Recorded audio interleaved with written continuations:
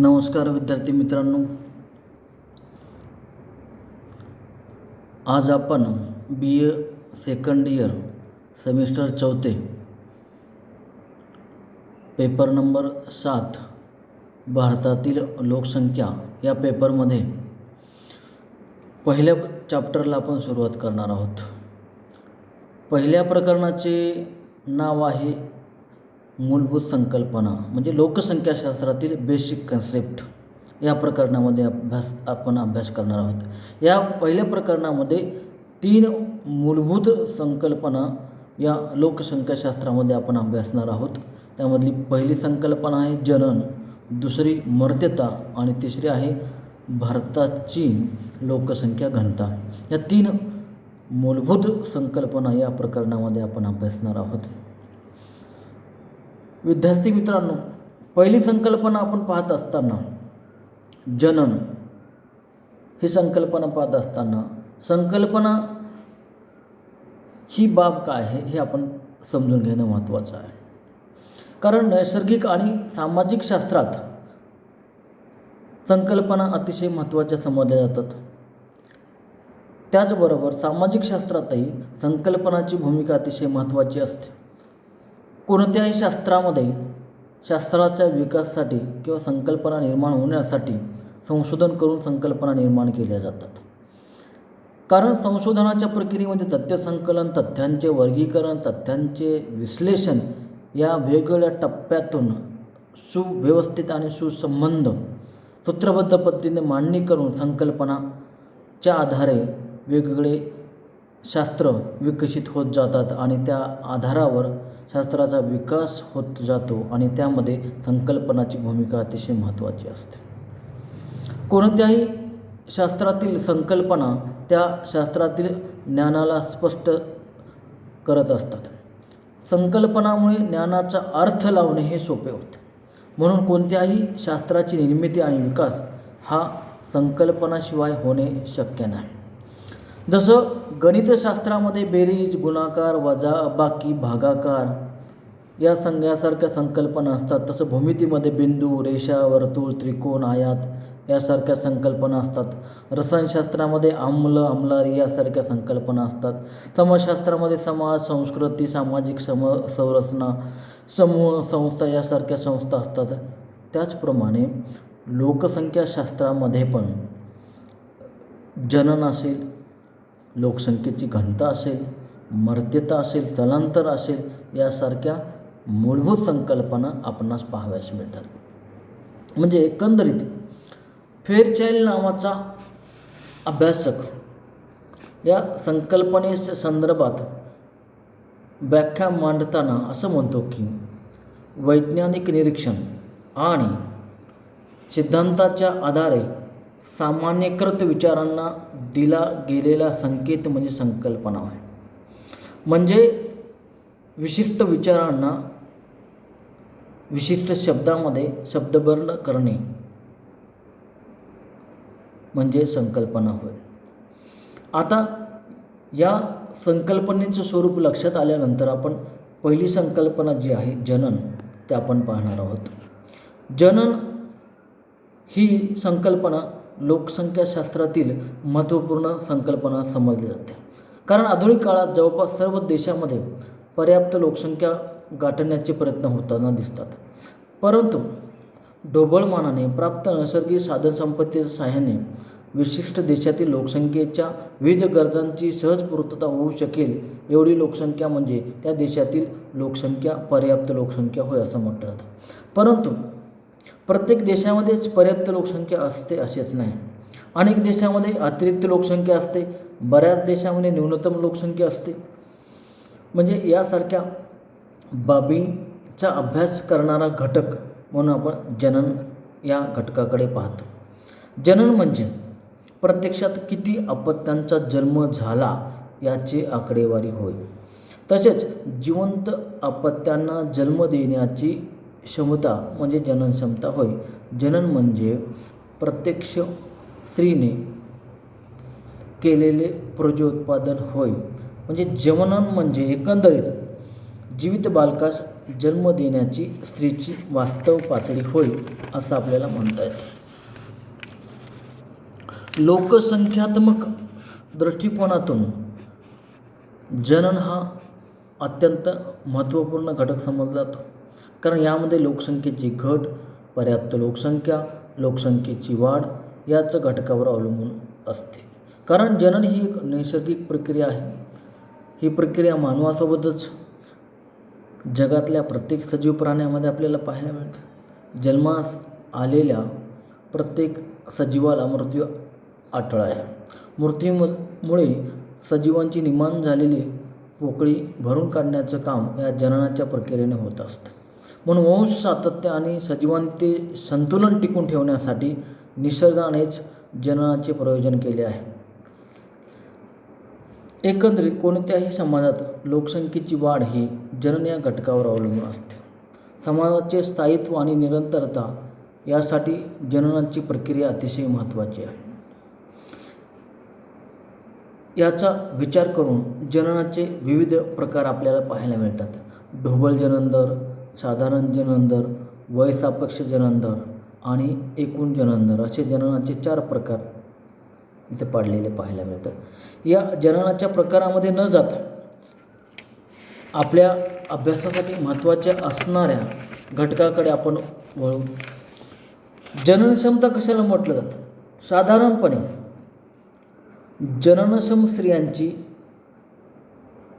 वयाची मर्यादा 15 ते 49 अशी गृहीत धरली जाते.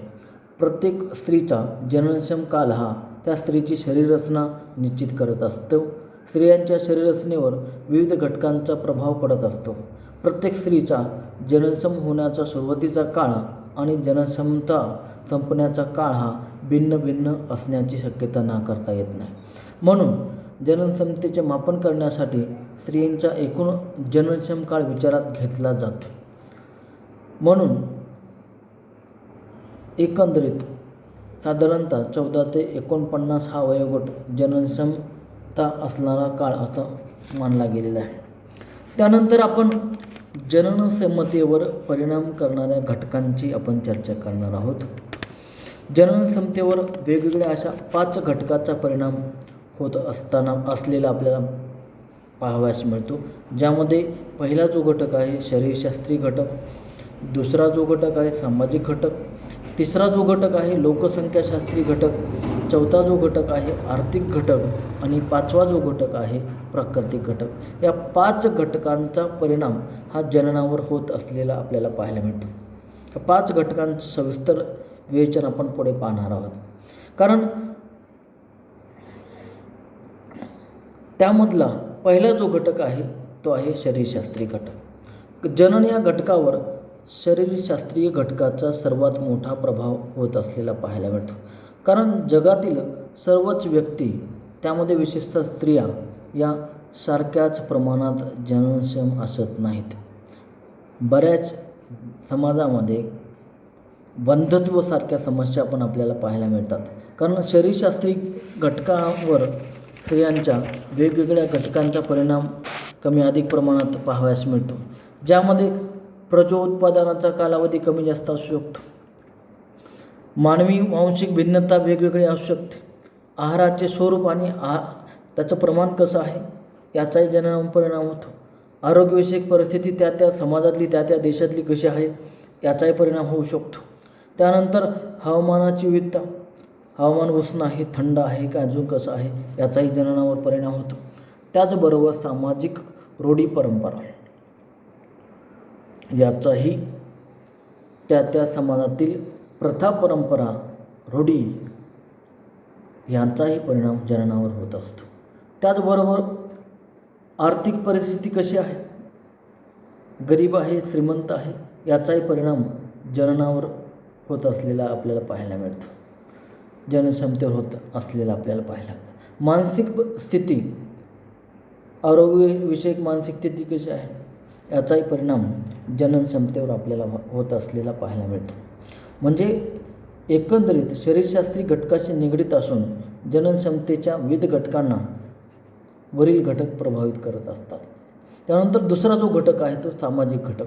सामाजिक घटकांचा जर विचार केला तर सामाजिक जनावर प्रभाव गाजवणारे सामाजिक घटकांचा जर विचार केला तर सामाजिक चालीरीती आहेत, धार्मिक रूढी, परंपरा, शिक्षण, सामाजिक बंधने वेगवेगळी, गर्भपाताविषयी समाजाची वेगवेगळ्या धारणा कारणीभूत आहेत, कुटुंब नियोजनाच्या कार्यक्रमाचा प्रसार योग्य प्रकारे होतो का नाही ते पण कारणीभूत आहे, वंश सातत्याच्या संदर्भात भ्रामक कल्पना ज्याला आपण अंधश्रद्धा म्हणू, किंवा विवाहाचे वय किती आहे, बहुविवाहाचे प्रचलन आहे का नाही, देशाची किंवा समाजाची आर्थिक सामाजिक स्थिती कशी आहे, कुटुंब नियोजनाचे कायदे कसे आहेत, अंधश्रद्धेचा प्रमाण किती आहे, कसं आहे, देशाचे लोकसंख्या धोरण कशा प्रकारचं आहे, यासारख्या घटकांचा परिणाम, सामाजिक परिणाम जननावर होत असताना आपल्याला पाहायला मिळतो. त्यानंतर लोकसंख्याशास्त्री घटक, तिसरा जो घटक आहे जननावर परिणाम करणारा, याचा विचार जर केला तर लोकसंख्येच्या घटकामध्ये लोकसंख्येची वयाची रचना कशी आहे, वैवाहिक जीवनाचा कालावधी किती मिळतो याचाही जननावर परिणाम होतो, विवाह उशिरा होतात की लवकर होतात हे पण जननावर परिणाम करत असतात. त्याचबरोबर समाजाची लिंग रचना, स्त्री पुरुष प्रमाण कसं आहे, स्त्रियांचं प्रमाण जास्त आहे की पुरुषांचं प्रमाण जास्त आहे याचाही जननावर परिणाम होत असतो. त्याचबरोबर स्त्रियांचा समाज आणि कुटुंबातील दर्जा कसा आहे, ज्या देशामध्ये किंवा ज्या समाजामध्ये स्त्रिया राहतात तिथे त्यांचा समाज आणि कुटुंबातील दर्जा काय, स्टेटस काय आहे याचाही जननावर परिणाम होतो. नागरीकरण, तो त्या देशामध्ये समाजामध्ये नागरीकरणाचं प्रमाण किती आहे, कसं आहे याचाही लोकसंख्याशास्त्री घटक म्हणून जननावर परिणाम होत असताना आपल्याला पाहायला मिळतो. त्यानंतर चौथा जो मुख्य घटक आहे तो आहे आर्थिक घटक. आर्थिक घटकांचा जर विचार केला तर सर्वात अगोदर येतं कुटुंबाचे आर्थिक उत्पन्न कसं आहे, आर्थिक उत्पन्नातील विषमता किती आहे किंवा मध्यमवर्गीय लोकसंख्या कशी आहे किंवा दारिद्र्याचं प्रमाण कसं आहे, त्या देशामध्ये समाजामध्ये औद्योगिकरण काय प्रमाणात आहे, स्त्रियांच्या उत्पादनामध्ये किंवा स्त्रिया अर्थार्जन करतात का, कृषी व्यवसाय कितपत आहे किंवा विकसित झालेला आहे का नाही, किंवा देशाची आर्थिक ध्येय धोरणे कशी आहेत, आर्थिक सवलती कशा आहेत याचाही या विविध आर्थिक घटकाचा परिणाम स्त्रियांच्या जननक्षमतेवर पडत असणारा आपल्याला पाहायला मिळतो. त्यानंतर शेवटचा जो घटक आहे तो आहे 5 नंबरचा प्राकृतिक घटक. कोणत्याही देशात हवामान आणि भौगोलिक वातावरण भिन्न भिन्न स्वरूपाचे असते, त्याचा समावेश प्राकृतिक घटकामध्ये होते. प्राकृतिक घटकांचा जननावर खूप मोठा प्रभाव होत असतो, ज्यामध्ये उष्णकटिबंधीय जर देश असेल भारतासारखा तर तिथं जननदर जास्त असतो. सहजरित्या होणारी गर्भधारणा लोकसंख्या वाढीला कारणीभूत ठरत असते. याउलट शीत हवामान जर असेल तिथं जननदर कमी असतो. योग्य अशा जननदर तिथे आढळून येत नाही, परिणामी लोकसंख्या वाढ कमी होते.